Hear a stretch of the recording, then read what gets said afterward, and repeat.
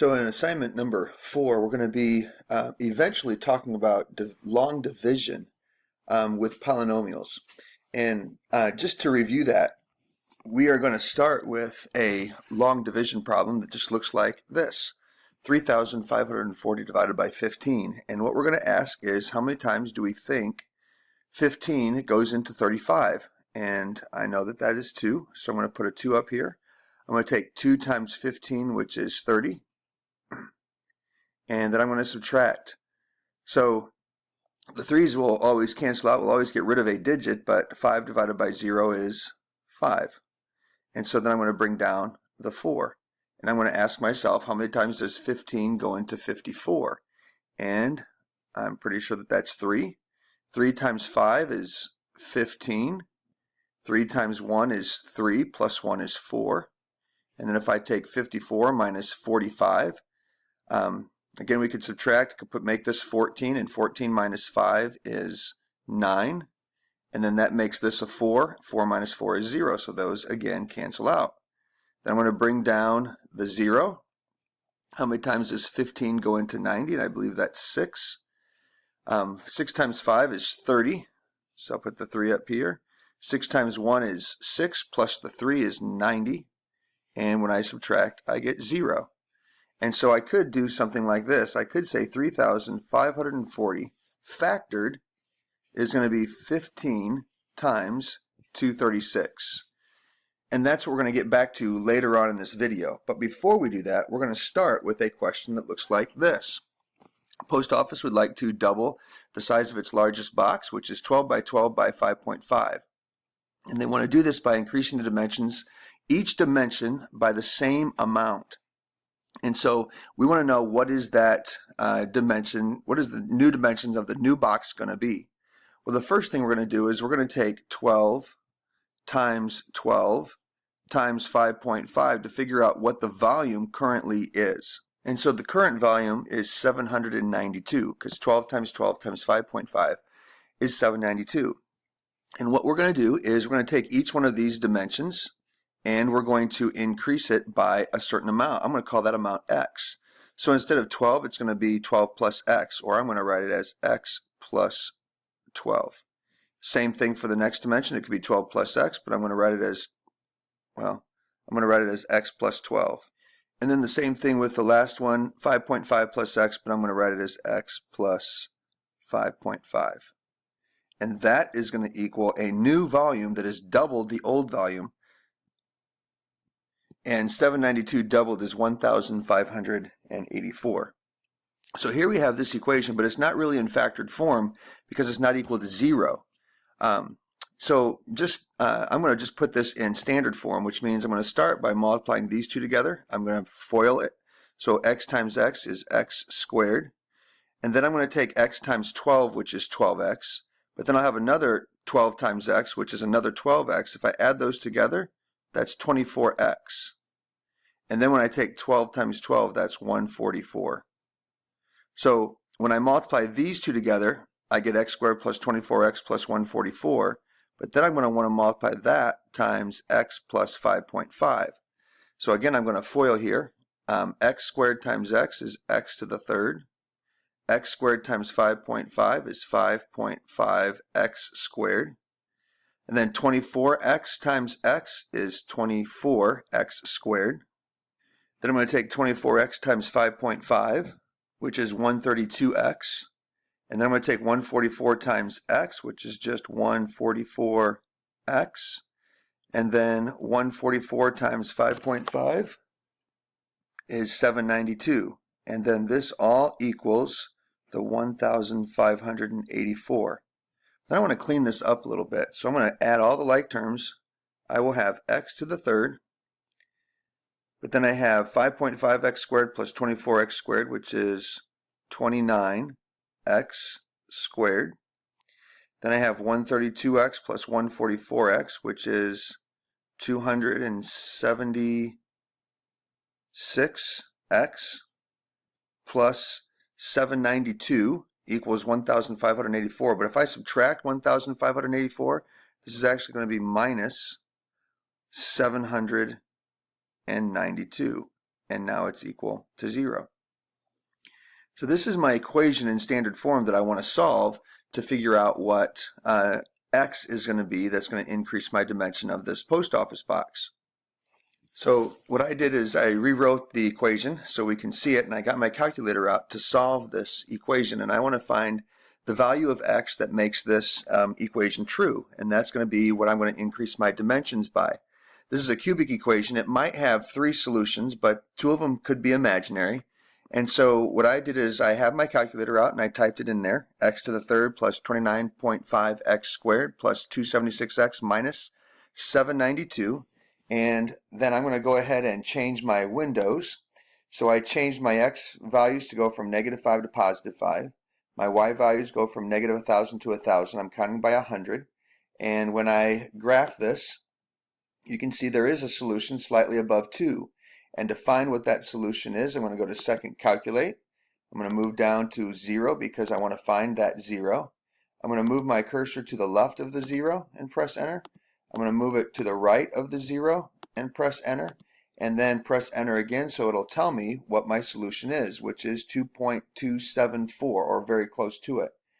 And so my solution is 2.274.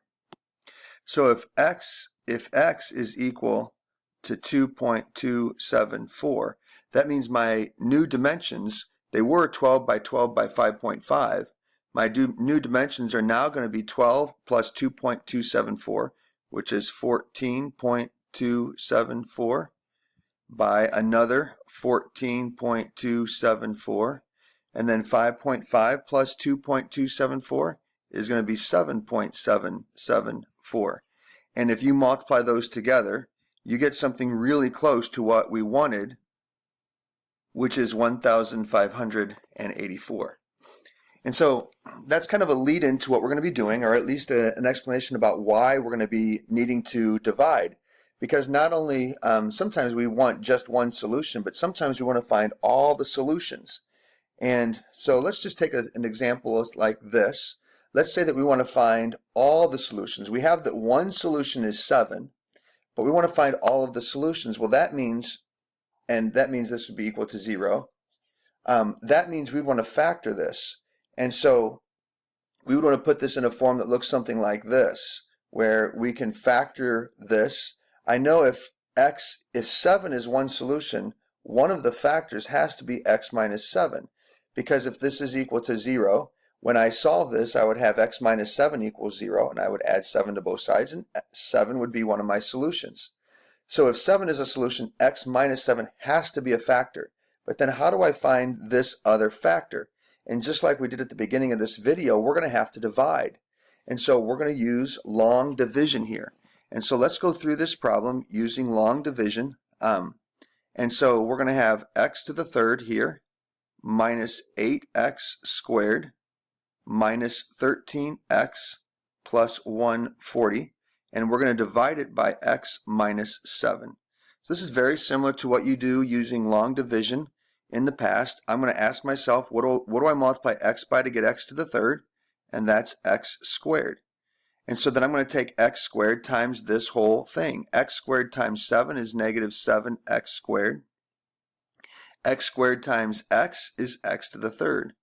And then I'm going to subtract. X to the third minus x to the third, those leading terms should always cancel themselves out. But then negative 8 minus negative 7 is negative 1x squared.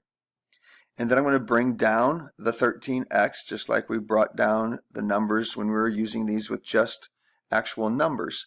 And again, I'm going to ask myself, what do I multiply x by to get negative x to the second, which is negative x? And so then I'm going to multiply negative x times negative 7, which is positive 7x. Negative x times positive x is negative x squared.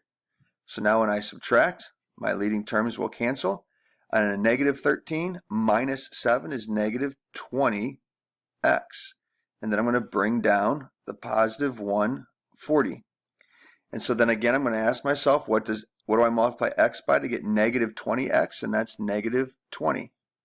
And so negative 20 times negative 7 is positive 144, or 140. And negative 20 times x is negative 20x. only this time when I subtract, not only do these cancel out, which means I have a remainder of 0, which means my other factor is going to be x squared minus x minus 20. And then what we're going to do eventually is we're going to take something like this and solve it using the quadratic formula or by factoring or one of those 5 methods we learned in our last chapter. But in order to get to that point, we're going to have to learn how to divide. So let's take a look at another division question and just practice this. Here we have 2x to the 4th minus 9x to the 3rd plus 13x squared plus 4x minus 15. And I'm going to divide that by 2x minus 3. So the first thing I'm going to do is ask myself, what do I multiply 2x by to make it equal to 2x to the 4th? And that's x to the 3rd. Then I'm going to take x to the 3rd times negative 3, which is negative 3x to the 3rd. X to the 3rd times 2x is going to be 2x to the 4th. And you can see my leading terms cancel. A negative 9 minus a negative 3 is a negative 6x to the 3rd. And I'm going to bring down 13x squared. And now I'm going to ask myself, what do I multiply 2x by to give me a negative 6x to the 3rd? And that's negative 3x squared. So negative 3x squared times negative 3 is a positive 9x squared. And a negative 3x squared times 2x is going to be a negative 6x to the 3rd. And again, I'm going to subtract. My leading terms should cancel. 13 minus 9 is 4x squared. Then I'm going to bring down my 4x. So what do I multiply 2x by to give me a 4x squared? And that's a positive 2x. So 2x times negative 3 is negative 6x. 2x times 2x is positive 4x squared. And when I subtract, my leading terms cancel. 4x minus a negative 6x is actually a 10x. I'm going to bring down the negative 15. And then what do I multiply 2x by to give me 10x? And that's a positive 5. 5 times negative 3 is negative 15. And 5 times 2x is 10x. And when I subtract, I get 0. And so this is my solution. And 2x minus 3 is a factor because when I divide, I get a remainder of 0. If I would get a remainder of something else, then 2x minus 3 would not be a factor. It would be like taking 35 divided by 4. And we know that if I take 35 divided by 4, I'm going to get 8 remainder something. And so 4 is not a factor of 35 and neither is 8. But if I were to take 35 divided by 5, I would get 7 and my remainder would be 0. So if the remainder is 0, you know they're factors of what you're dividing by. Let's try one more here. Here we have 6x to the 5th plus 2x to the 4th, but notice I added a 0x to the 3rd here because there is no 0x to the 3rd there. There's also no x, but I need that space there. So you have to put zeros in for those spaces. And again, I'm going to follow the same process here. 3x times what gives me 6x to the 5th, and that is going to be 2x to the 4th. So 2x to the 4th times 1 is 2x to the 4th. 2x to the 4th times 3x is 6x to the 5th. So when I subtract, I get a 0 here and a 0 here and a 0 here. So I'm going to bring down my 9x squared, and I'm going to bring down my 0x, and then I'm going to take 3x times something gives me 9x squared. Well, that's going to be a positive 3x. And so 3x times 1 is 3x.